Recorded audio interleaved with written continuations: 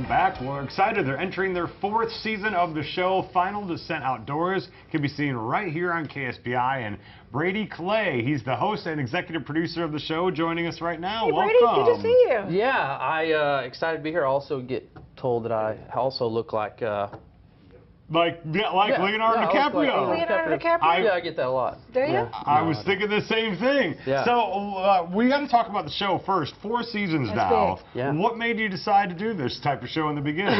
Well, it wasn't. I didn't set out to do it. Actually, I was in youth ministry here in the state for a long time, serving as at several different churches, and this kind of stemmed and kind of started as a hobby, and really has grown to where it is now. And we've fixing to enter our 4th season internationally, and it's been an incredible ride. And so I'm 2 years into doing it full time now. So it's been a wild ride. Yeah. And how do you tie in faith with hunting? You get that question, I know, all the time. And Yeah, so we get asked that a lot. So we're a faith-based program, and people ask us, that question all the time. How do you put these things two together? Well, I don't believe they can be separated. I believe it's something that goes hand in hand. If you've ever been out and you've watched a sunrise, you've ever watched a sunset, you see God in those moments. You can kind of see how that kind of correlates together. So for us, it almost kind of does. It kind of goes hand in hand. It's a one and the same type situation. And a lot of family involvement too on the show. Yeah, very much so. We've got a lot of guys that film for us that have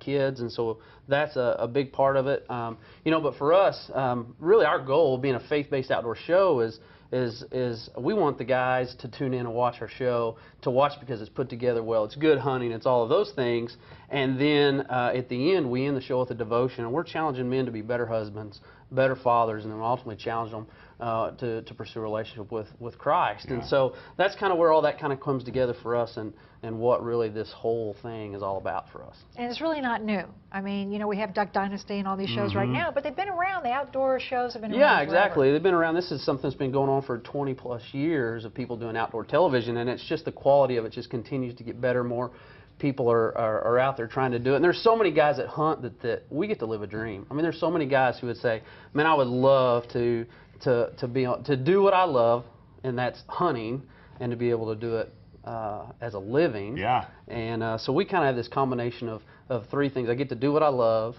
I get to inspire people with people with our faith, and we get to take this passion we love and get to share it with other people. So it's really been Are you incredible. shooting mostly in Oklahoma? Where do you go? We film a lot in Oklahoma. We film, though, a lot of it comes from here, but not all of it comes from here. A lot of it's kind of all over the place. We've been to we filmed episodes in New Zealand. We've Really? done Africa. Good assignment. Yeah. I spent 13 days in a tent in the tundra of Alaska doing caribou hunts.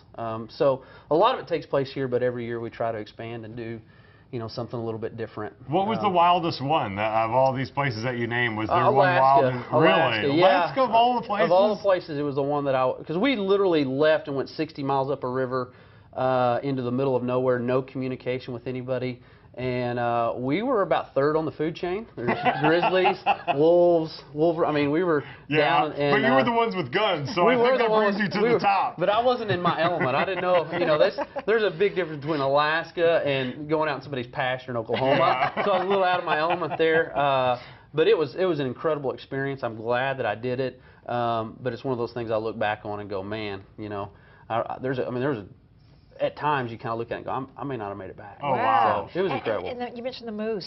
There's no plural for moose, is there? Is there meese? I don't know. You got to ask that guy. He's the... My mom is a history, or my mom is a high school English teacher, but I haven't. I'm not the guy. When they're coming at you, I don't think you care. That's exactly right. That's exactly they right. outnumber the people, don't they? The animals in Alaska, there'd be more animals than people, I would think. Yeah, probably so. I mean, the migration of caribou is an unbelievable thing, and how they travel by literally the hundreds of thousands from up north, and they travel down for the winter. It's an incredible migration, and we didn't actually get to catch the full big herds. We just caught small groups coming through as a part of our time there. But if you catch it right, I mean, it's an unbelievable phenomenon watching them.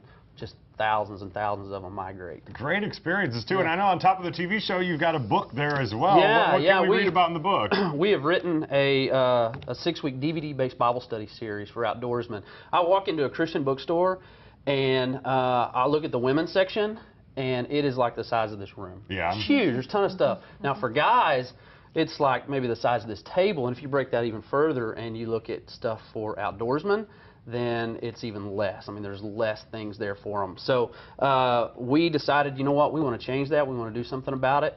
Men are visual, so we created a DVD-based series. So the DVD is actually in the back cover of the book, so it all comes together. And this is a six-week study that's based off of different types of hunting. 1 week you're going to talk about whitetail, 1 week you're going to talk about hunting waterfowl, and 1 week's elk, and it's all different, broken down into different subject matters. And we wrote it so it could be done by an individual or by a church. So if a church said, hey, we want to implement this in our men's ministry, you can do that. If a wife wanted to buy it for her husband as a gift and say, Father's hey, Day yeah, again. exactly, they could do that. That's right. And they could buy this and say, hey, I know you love to hunt, and I think this would be a good study to go through. We wrote it so it could be done by an individual, too. I think I could speak on behalf of all men. If every book could have a DVD in the back, that'd be fantastic. Exactly, right? I mean, if there's not going to be pictures, at least have a DVD with it. Let everyone know where they can get the book and, of course, where to tune in for the new season. Yeah, so the new season will be airing.